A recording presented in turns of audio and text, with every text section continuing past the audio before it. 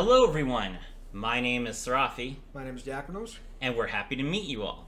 And today we're going to be doing a media review. So we just got back from seeing Deadpool versus Wolverine, or Deadpool and Wolverine, and this was just a fun, very enjoyable film. And I just wanted to go ahead and tell you my thoughts on it, kind of get it out of the way. You know, what I liked, what I didn't like, that sort of thing. Before I get started, there will be spoilers throughout this entire video. If you have not seen the movie yet and you don't want spoilers, just click off, watch it after you see the movie. I definitely recommend it. For those of you who have seen the movie, let's get into it. So, Deadpool versus Wolverine is Deadpool and Wolverine.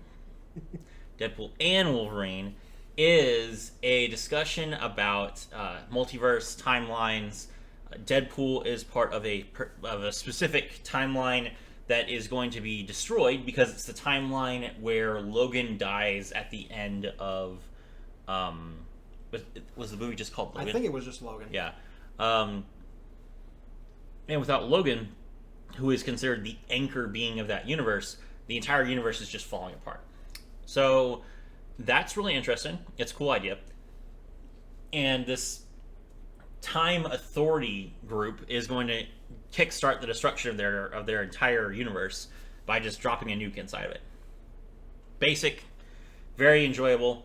It didn't have to be that deep because it's a Deadpool movie. So the plot is super basic, but basically he goes to a different timeline where Wolverine is not a hero, grabs Wolverine and drags him to his universe so that Wolverine can essentially stand in as the new anchor being, which doesn't work at all.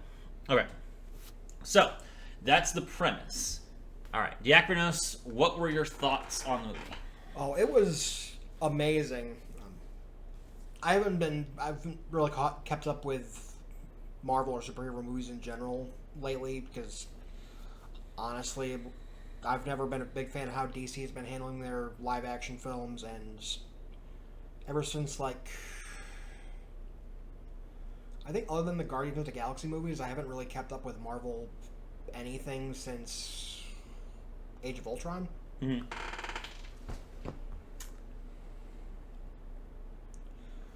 But Deadpool's one of the few that always keeps my interest, even though I haven't seen the second Deadpool movie. I need to fix that.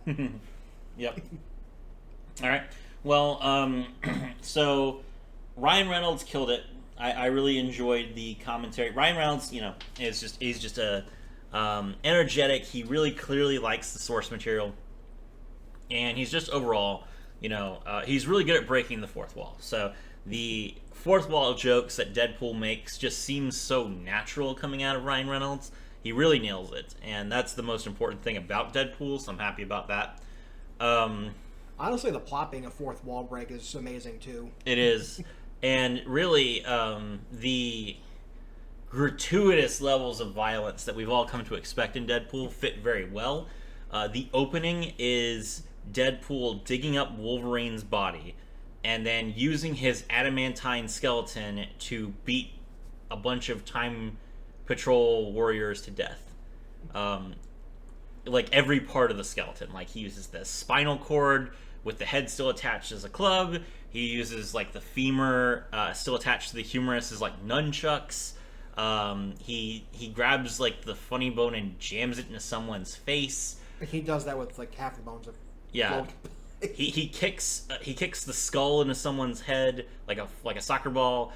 And then he actually takes Wolverine's hands and puts them on gloves and then extends his claws. In the classic Wolverine pose. That was one of the best shots in the entire movie. In the classic Wolverine pose. It was really funny. And then he says that Wolverining is hard because he accidentally he's trying to pull his claws out of one guy and he's trying to use his other arm to brace himself and he accidentally stabs another guy. And he's just and they're just screaming in pain. And he's he doesn't care that he's killing him, but he's I can't move my hands. It's really funny. It made even better by where he stabbed both of them. I don't know if I can actually say it. We'll leave that alone. It's there's going to be some inappropriate things in this movie. But that's kind of something I always love to see when somebody gets access to another person's superpowers like not knowing how to handle certain things. Mm-hmm. It's like Wolverine never has a problem with getting his claws back out when he stabs somebody, but Deadpool, he has no idea what he's doing. Right. And then there's that's not his power either. Wolverine's power is... You know what I mean. I know what you... access to someone else's abilities and they're trying to... Actually, Wolverine only has the ability to rapidly heal himself. The adamantium skeleton was the result of painful scientific torture. Actually, he can't extend the claws from his hands. Yeah, he can't extend the bones in his knuckles. He does naturally have the ability to extend the bones out. They just add the adamantine afterwards. Yeah. So like his like this. He can do just this. Yeah, and then out of his feet too. I think. Is it any part of his skeleton, or is it just his knuckles and his feet? As far as I know, it is only his knuckles. I've never seen him do it with his feet. Oh, I know X-23 can do it. X-23 can do it, but I think they modeled her to be more of like weaponized than Logan was. He might be able to do it with his feet. I've just never seen it. Okay. All right. So, let's talk about Logan. So obviously Deadpool was going to be great because Deadpool's been Deadpool forever. Hugh Jackman came in. Okay. I've never actually I've seen Hugh Jackman in a few other things. Like I saw him in Les Mis. He was pretty good. But at the end of the movie, they did like a role of like the actors on set for all the old Marvel movies, and like they did an interview. I think specifically the Fox Marvel movies. Yeah, and they did an interview with Hugh Jackman after the first Wolverine movie, and listening to that guy's actual voice, like he's so Australian. He's so Australian. Or is he British? He's Canadian. Oh, he's Canadian. Hugh Jackman is Canadian? Yeah. Why does he have that accent then? I don't know. Actually, Logan might be Canadian. I don't know. Logan is Canadian. Yes, Logan is Canadian. Okay. That's my mistake. Oh my god. Okay, all right. Hold on, chat. I'm so used to the fourth wall breaks that I can't. I am pretty sure Hugh Jackman is Australian. Give me just a second. All right. It is definitely not a Wikipedia. Hugh Jackman. We are so well. You're right. He did. Australian. He is Australian. That have you ever heard a Canadian speak before? That you? Okay. He is so Australian. I cannot believe his voice is so perfectly just like a generic American like it's not like any particular region of America. It sounds kind of like Midwestern-ish, but it's really just kind of like just how we all talk in America, generally speaking. Probably what Hugh Jackman and Wolverine kind of sounds like, I imagine what Americans sound like to non-Americans, just like kind of like an American from nowhere, basically. So hearing him actually talk was so jarring, especially after watching an entire movie of him being Wolverine. It doesn't sound like he's gargling gravel either. I'm just saying that Hugh Jackman is a great actor. Anyway. He is. Okay, so Hugh Jackman is playing like a Wolverine who is who's upset, who's frustrated. He comes from a world where the Sentinels successfully hunted down all the other X-Men to extinction. And he's haunted by the fact that I think the implication is that he'd just gone off to a bar, get plastered, and then came back to find the aftermath. He explicitly said that. So yeah, no, Hugh Jackman had, Logan had went off on his own for probably a longer period of time than what actually is like. He sounded like he went off on his own for a bit. He came back and he saw that basically everyone was dead. Now, obviously, this is never going to happen in an actual X-Men movie. Okay, like Charles Xavier is basically a god. Let's not.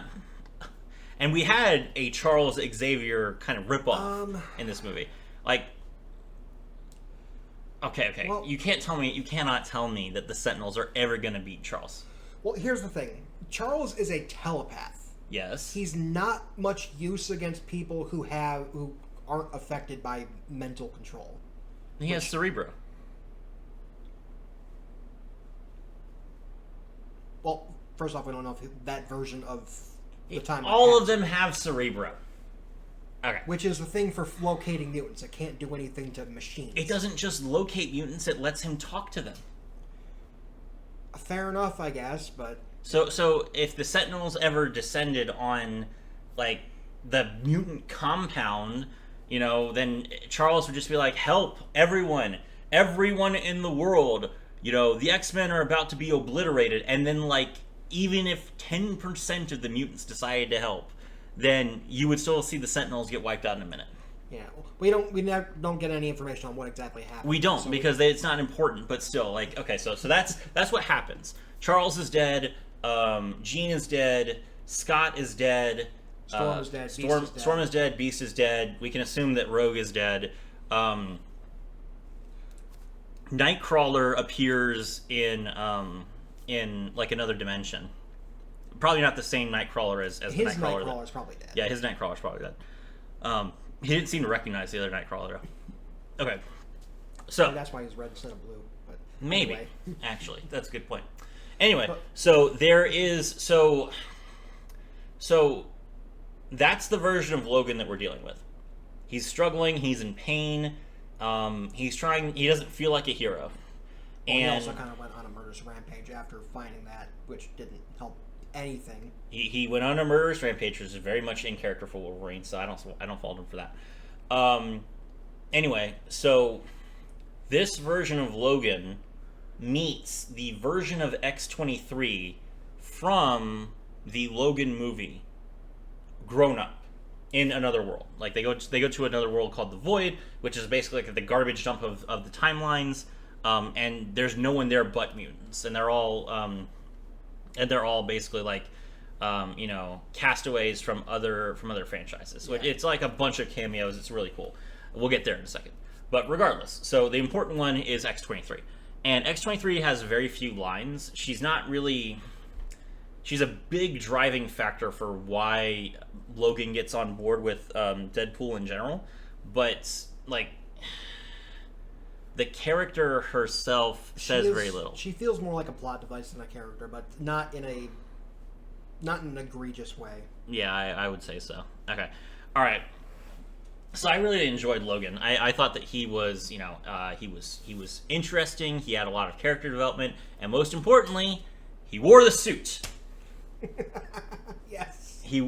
So the entire time that Hugh Jackman was Wolverine, he was just basically in like a biker outfit. I think he wore Civil War clothes at one point.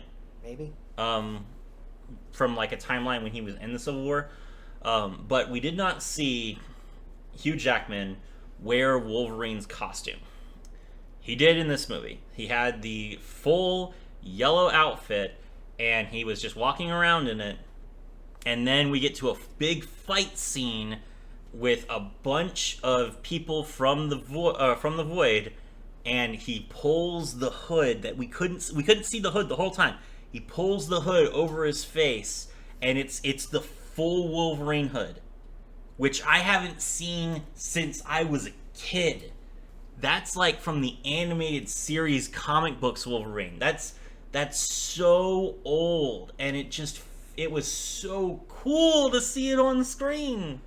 I almost jumped up out of my seat and started shouting when I saw that happen. That was the best part of the movie.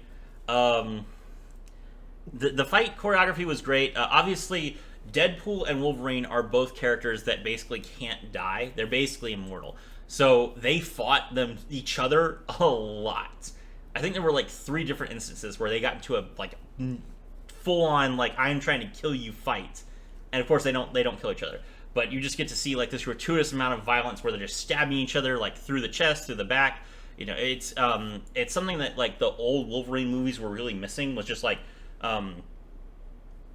Wolverine would like he could slash, he could stab, but for the most part we didn't see a whole lot of blood. And I think we saw him got shot once in the X-Men movies. Yeah. And then I don't remember if he ever decapitated anyone. It's been a long time since the old X-Men movies. I have repressed memory of the old X-Men movies. But he definitely like he goes up against Sabretooth and he just cuts Sabretooth's head off in one hit. It's perfect. It's even like the classic 2 swordsmen run at each other and stop after running past each other moments. Yep, and then the head just slowly falls off. Okay, So we get to the Void, which is they're forced there by the bad guy from the Time Agency. Yeah, Paradox, who is essentially the idea behind the plot of this movie is there's one specific anchor point person in every timeline. Once they die, the timeline itself decays and eventually dies off. Paradox is kind of a jerk and impatient, and he wants to just kill the timeline immediately because it's more humane or some crap. Oh, he thinks that it's more efficient. It's a mercy killing. Yeah, more efficient. It's a mercy kill. He wants to destroy.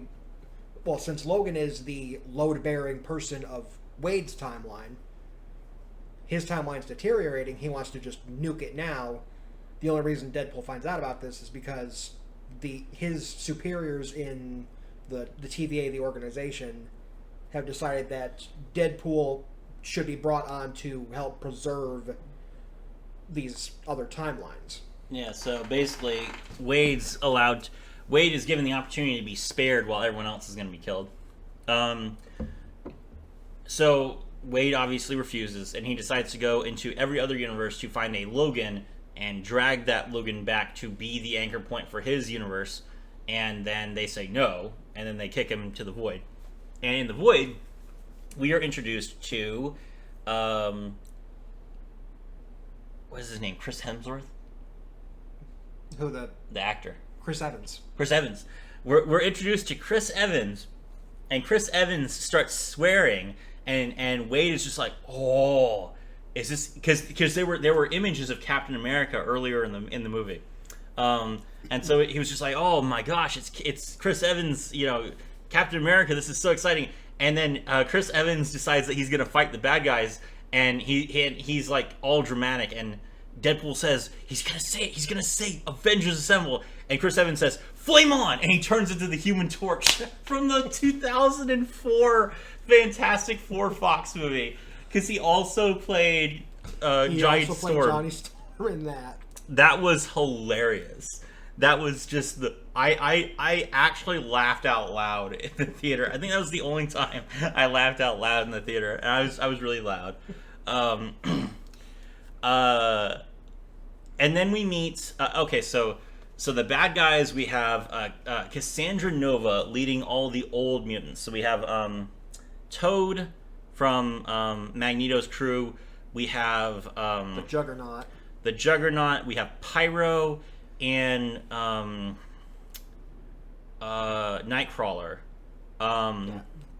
And then there's a bunch of others. I don't think I recognized any of them. I think I recognized maybe Psylocke at one point. There was definitely a Psylocke. So there was Psylocke, and then I think there was one more. Who was that big guy? Which the one with like the red and white striped shirt? No, the big guy who was like he was like opening and closing the gate. Like they zoomed in on him too many times for him to not be somebody. He looks vaguely familiar, but I have no idea who he is. Okay. There was another mutant. I don't know who it was. It wasn't like Kingpin. He like had like the shape for Kingpin, I guess. But like he was not in a position that Kingpin would have been in, even if Kingpin was someone else's. No. That I think that guy was just fat. He wasn't like Kingpin build. Yeah. Okay. I don't know which fat mutants there are. Anyway, so we have Cassandra Nova, and Cassandra Nova is the twin sister of Charles Xavier, Professor X himself. She has the exact same powers, sort of, and she's crazy. And chat, you know me, when I see a woman who's crazy, she becomes the best girl of the movie instantly. So, Cassandra, the first thing that she does, straight up, is she takes Johnny Storm's skeleton out of his body, and then he just collapses into a pile of blood and guts on the floor. To which Deadpool says he was killing our budget anyway, which is almost certainly true. Who knows how much Chris Evans got paid for the 10 minutes he was in that movie. Anyway, so that was fantastic. She has the ability to escape the void. She's the only one who can escape the void. Also, there's like some sort of like demigod sucking everyone up. They said that it's an entity from the Loki TV series. Yeah. Which I haven't seen. I don't know anything about it. It reminded me of that one. Do you remember when we were in the hospital and there was that one episode of Charmed on with the ice cream man? Vaguely? You were probably asleep. Maybe. So there was I remember that episode, but he was in the hospital for 6 days, and we and there was nothing on TV except Charmed, which I've never seen. I've never seen Charmed in my entire life, but apparently he's a fan of it. It's okay. My mom watched it a lot. So I watched Charmed for the first time, and there was like this the villain of the week was the ice cream man, who was actually like luring demon children to get sucked into this area with the void. And there was like this thing called the Nothing that was like floating overhead, and it would like randomly lean down and like suck people up and stuff like that. And then their dad, the three sisters' dad, becomes the new ice cream man or something like that. I don't know. It was weird. It was weird. But it was like exactly like this other god thing. Yeah, basically whatever this entity was, I can't remember. It was like Alita or something. Yeah, Aaliyah, I think. It's basically this cloud of cosmic energy or something that sweeps through, snatches up a couple people from the void, and erases them from existence. All right. So real quick, I'm going to go through all of the NPCs that were not Cassandra or Johnny Storm from the void. So we got Toad. Toad was great. Toad did not have any lines, but he was very obviously Toad. He got named. He had a giant tongue, and he used it to like turn on a magnet, and the magnet, of course, dragged Wolverine to it because Wolverine's skeleton is made of metal. And then Deadpool was just like loaded down with swords and pistols, so he also got just like pulled onto this magnet. It was hilarious. It didn't help that he kind of got pinned between Wolverine and the magnet. Yeah. Then you had Pyro. Human Torch tries to burn Pyro. Of all of them, of all of the people that Human Torch could have thrown a giant ball of fire at, he threw it at Pyro, and Pyro just literally like sucks the whole thing up. Pyro was like a bad guy. He was like working for Paradox, and he tried to he shot Cassandra, and then Cassandra like completely disintegrated him. So, deserved, I guess. But as far as like Pyro's portrayal, I mean, in a world without Magneto, I think this is exactly how Pyro would act. So yeah, I think it's fine. Self-serving little snot. Exactly. Then we had the like heroes on their side. X-23 was fine. She looked exactly like, I think it was the same actress. So she looked exactly like X-23 from the Logan movie, except a little bit older. Yeah, I was looking a little into it. Apparently that is actually the X-23 from Logan. Obviously it is. She knew who he was. That was very obvious. They never said it, but it was very obvious that was the X-23. That X-23 was the X-23 from Logan. I don't know why she's in the void, but yeah. Probably because the Logan franchise was dead at that point. Yeah, but that doesn't explain why the TVA found her. Anyway, so she was fine. She acted exactly like the X-23 would act. She spoke Spanish. She was being extremely violent. She like, I think she jumped on one person's face and like tore it off or something like that. Like she was on multiple people's faces. Yeah, so she was super aggressive. I think she cut Juggernaut. She cut Juggernaut's body from the heel. Yeah. So she like used her feet blades, and she cut both of his heels so that he like literally toppled forward off of his own heels, and then she stole his helmet that way. Juggernaut was there. Juggernaut looked terrible. That was not Juggernaut at all. He was tiny. That's kind of what the X-Men Juggernaut was like in the movies too. But Juggernaut is huge. He's supposed to be, but he was. He's a Juggernaut. Okay, the helmet does not make him Juggernaut. What makes him Juggernaut is that he can literally run through a brick wall. And it's not because he's strong, it's because he's huge. Yeah. I don't care. Okay, if you're my size, I'm a big guy. I'm a big guy. If I had super strength, I could not run through a brick wall. I just couldn't apply that much force. Like force is mass times velocity. you can have a lot of velocity if you're super powered, I guess, but you still need mass to multiply. And Juggernaut... Well, I'm not saying that he wasn't a big guy in the X-Men movies, but he was not massive. But, there okay. was some special quality to him that made him... Okay, we're not talking about the movies, we're talking about the X-Men. What was he like in the comics? What was he like in the animated series? Oh, he looked nothing like that in the comics. In the comics? Wasn't he? He was huge. Yeah, he was huge in the comics. Yeah, he was huge. That's the point. That's the source material. The source material is the comics. It's not the movies. Yes, but the Juggernaut in the Deadpool movie is the same one from the X-Men movies. It doesn't matter. It's whatever. Fine. It was terrible. Okay. Then moving on. Gambit. Gambit was hilarious. They didn't do anything with Juggernaut. That's a problem. So we had a Gambit. It was not the same Gambit that was in the Logan movies. It was a completely new Gambit. But he was so French, it was hysterical. Like, he was so French that Deadpool, Wade Wilson, could not understand anything that he was saying, and that's exactly how French Gambit is. So, I think Gambit is Gambit Cajun, or is he from Quebec? I'm not sure, but I know they call him the Raging Cajun. Hold on. Let's see. Gambit is from New Orleans, Louisiana. Ah, he is Cajun. Oh, he's married to Rogue. Cool. Good for him. That doesn't surprise me one bit.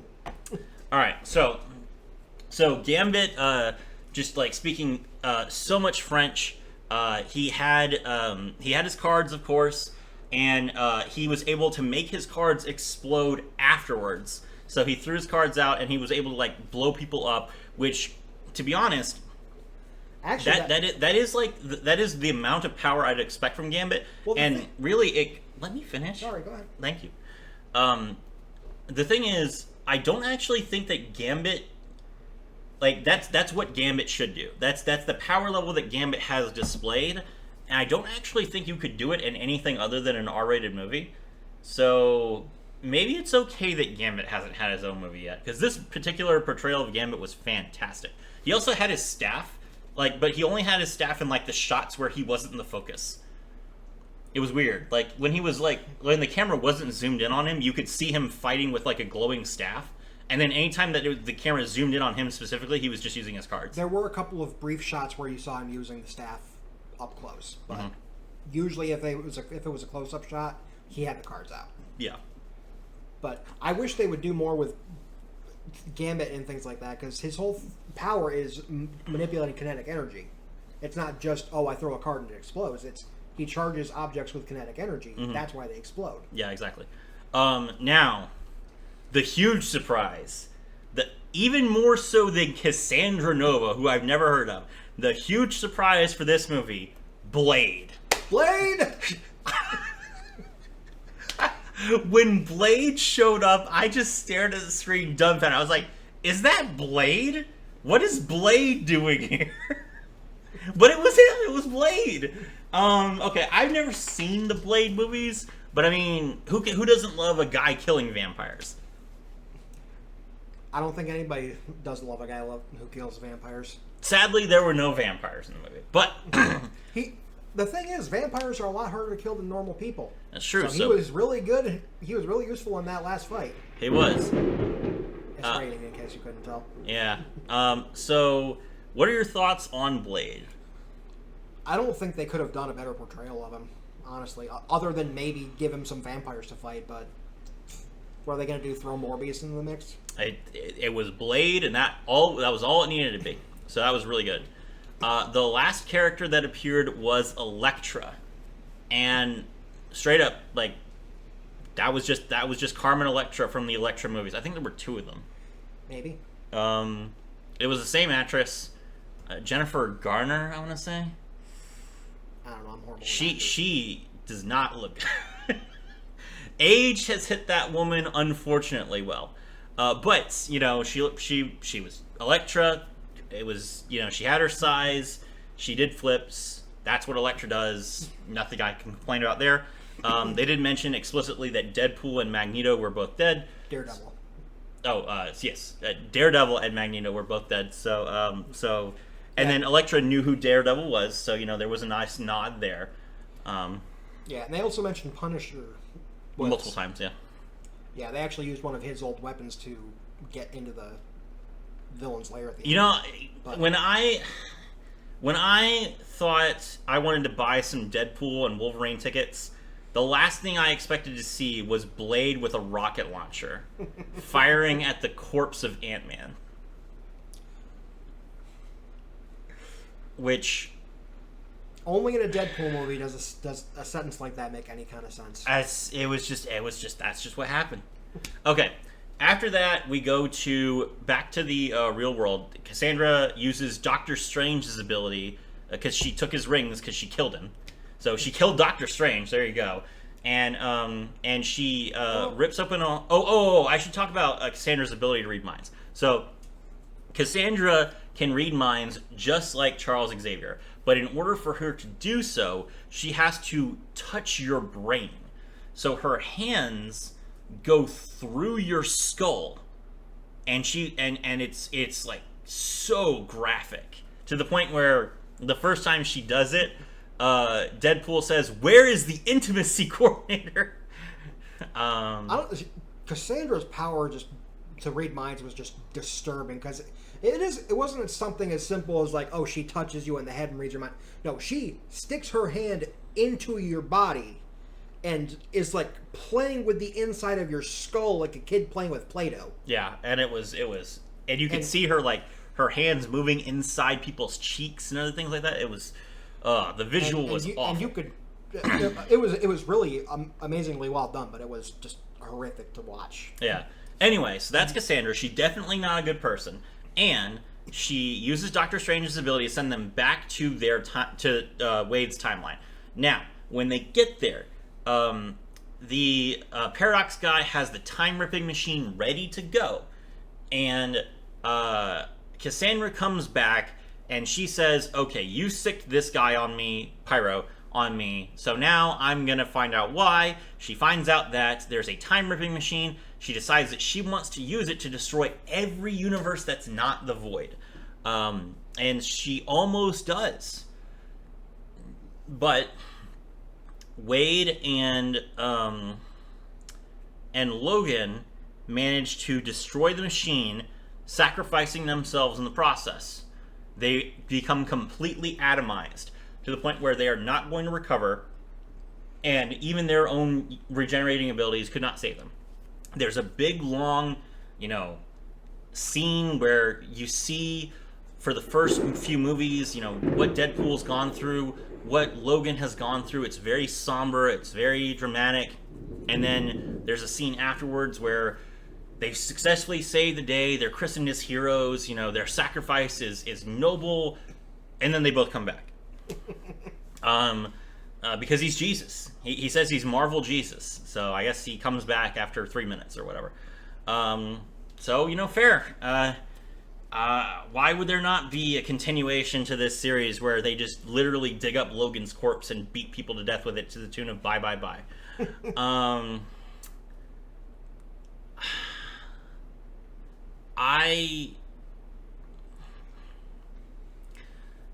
Hugh Jackman did very, very well. And I'm hoping that this is the last Deadpool movie, to be honest, because at some point you need to let an IP go. They're not going to. They're going to. It'll be a trilogy, and then in 20 years we will get another Deadpool movie because that's the rule. For those of you that don't know how film works, if you allow a movie, specifically a movie, to go 20 years without you making another movie, the IP enters the public domain, and at that point people can start making their own versions of your movie without any sort of it's so ridiculous. Of course, we had the Matrix 4, which came out exactly 20 years after the Matrix 3, and now we're getting a Gladiator 2, which we saw in theaters. They refuse to let even good IPs die because they are just that refusing to let other people make money off of their property. It's so ridiculous. I do kind of hope also that it's the last Deadpool movie, unless they have a genuinely good idea that they can execute well. They're not going to. Does Hollywood ever have a good idea? Not really, no. You know what? The only good... Okay. There have been three good things that have come out of Hollywood lately, and that is the take on Joker, where he is like a psychotic loser. That is so relatable and so well done that, you know, I can't wait to see the second Joker movie. I'm super excited about that. The second thing that has come out of Hollywood lately that's been good is the Sonic movies. I gotta respect Sega for being willing to reshoot the entire first movie from scratch, just from like the terrible reaction they got to their first trailer. Yeah, and all because of the way they designed Sonic. Well, that was huge. That was so important, and I'm glad that they actually like changed it and made him look more like Sonic. And the first and the second movie were really good because of that. And I can't wait to see the third movie. Keanu Reeves is Shadow, by the way, in case you guys don't know. Yeah, and Jim Carrey said he was retired unless he got a script that he thought was amazing. And he's coming back for the third movie. Yeah, so, I mean, I trust it. If Jim Carrey thinks it's a good script, then I have no reason to think it's not going to be amazing. And we have Eggman's dad. Also played by Jim Carrey. Yeah, it's going to be great. But his grandfather, I think. Oh, his grandfather? Oh, okay. If it's Gerald Robotnik from the Sonic canon, then yes, it is his grandfather. Oh, okay. And then the last thing that's come out of Hollywood recently that's been worth anything at all was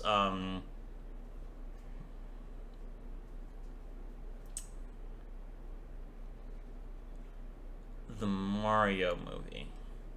Yes. The Mario movie was acceptably good. That's definitely like the worst of those three, though.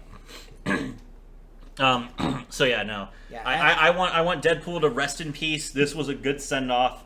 I'd never want to see Hugh Jackman as Wolverine ever again. He put on the hood. That is peak. He will never be a better Wolverine than when he put on the hood.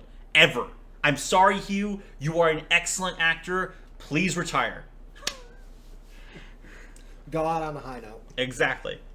All right. Any closing thoughts?